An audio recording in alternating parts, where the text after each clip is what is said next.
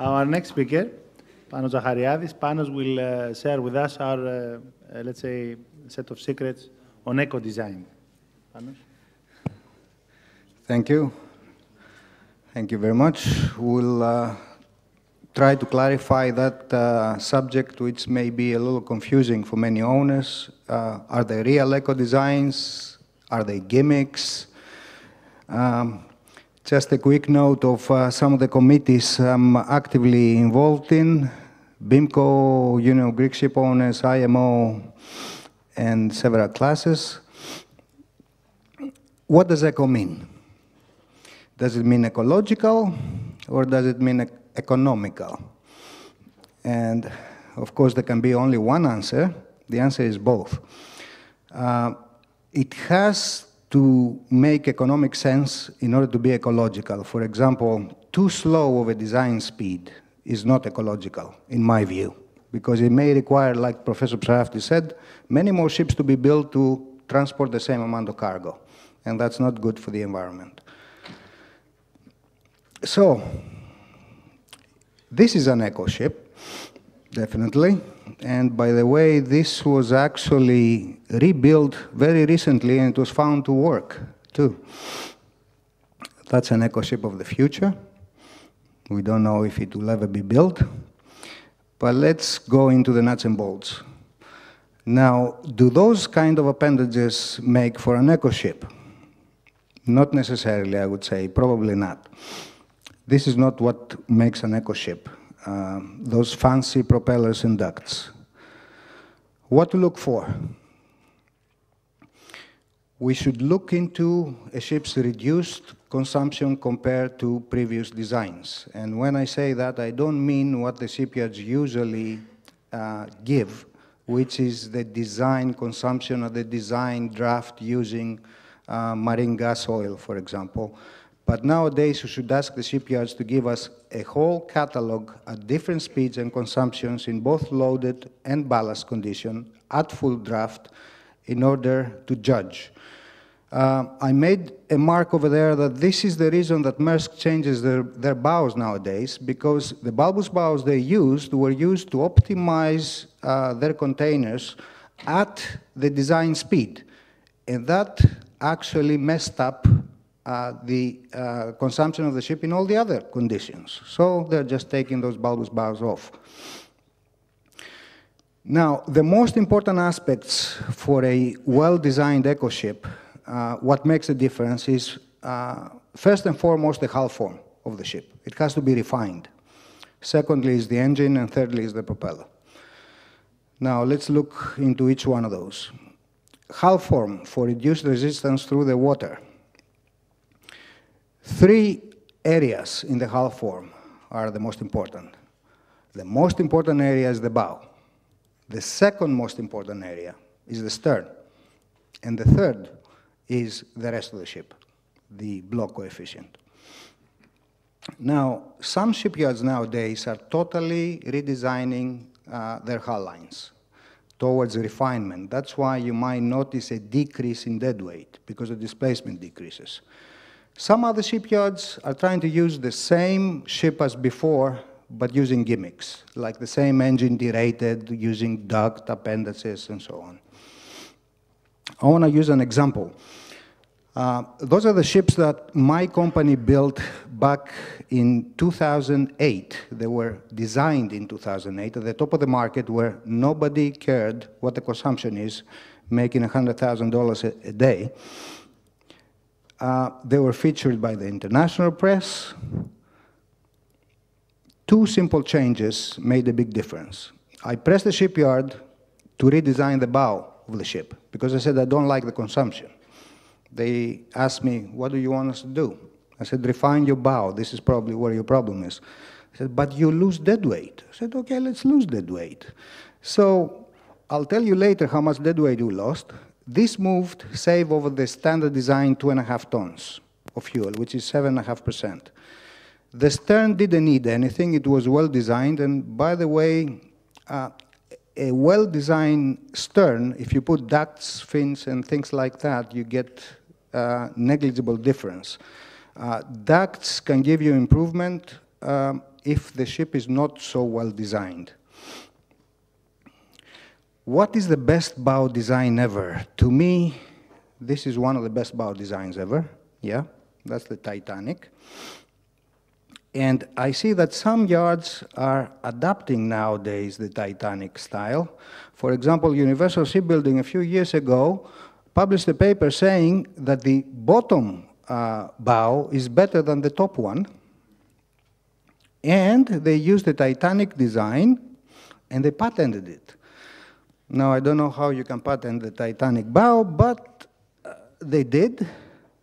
The problem was the owners didn't like it. The owners, a few years ago, said, no, no, no, I want a modern ship. I don't want a Titanic ship.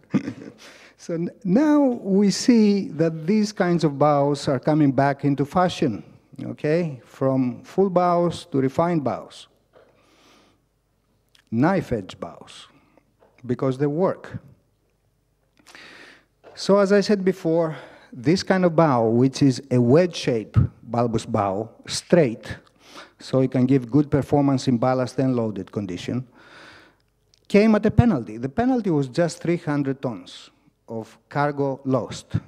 That means you lose $63,000, but you gain from the consumption $439,000 per year. Second simple improvement. Put a larger engine and derate it so it can work in real life at 75%. Believe it or not, that was another 2.5 tons of saving.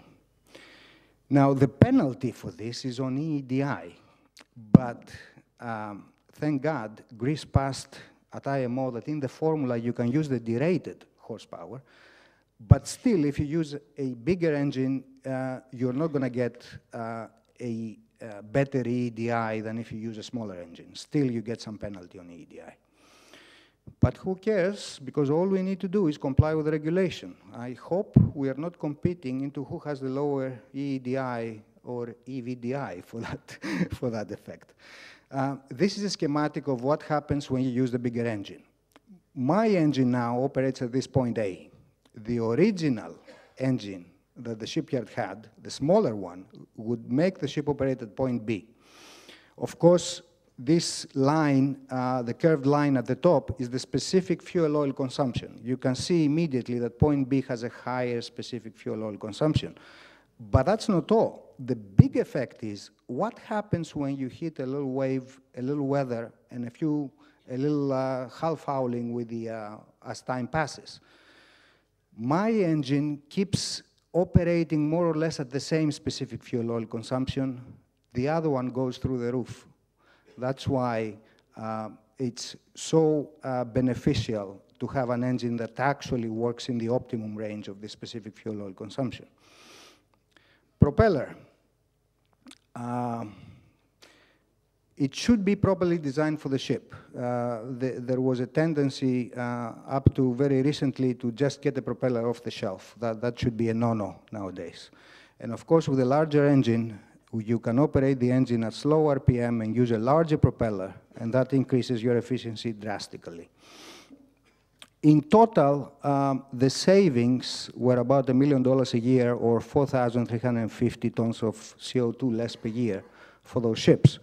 Now, unfortunately, those ships don't have a very good EVDI, Dave, but I don't care so much with $1 million saving a year. Now, a few words, the relation of all this to EEDI. EEDI is calculated at 75% MCR, but in calm sea, no wind, no waves.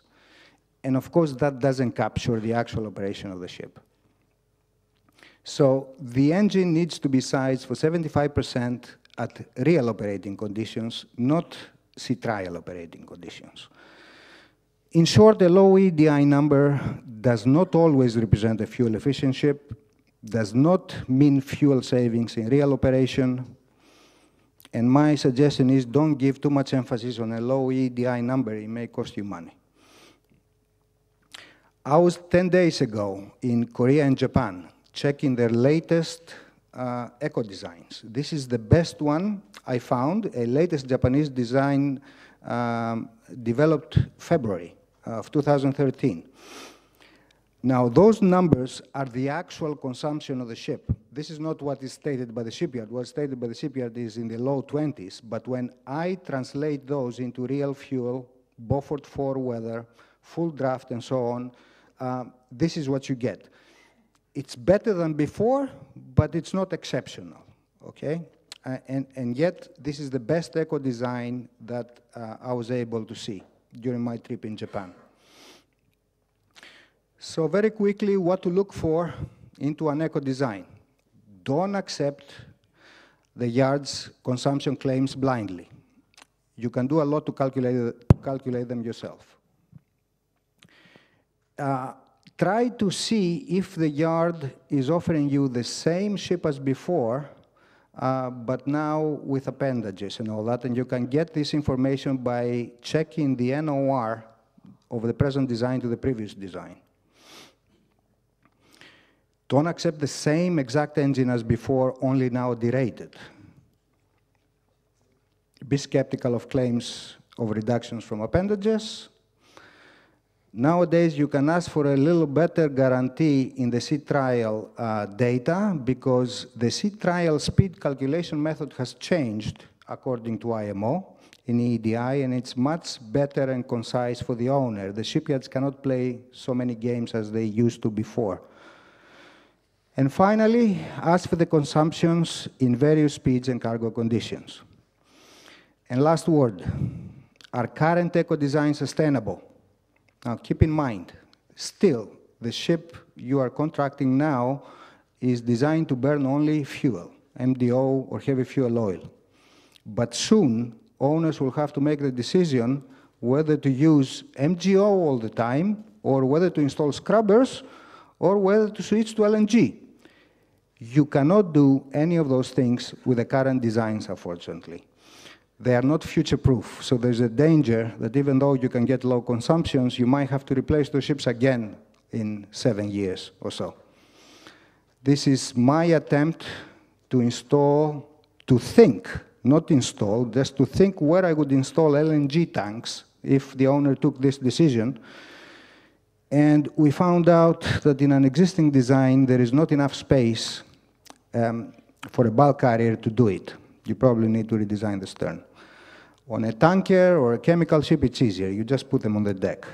But you need to have the infrastructure. So you need to think from now whether this may be a future possible solution for you.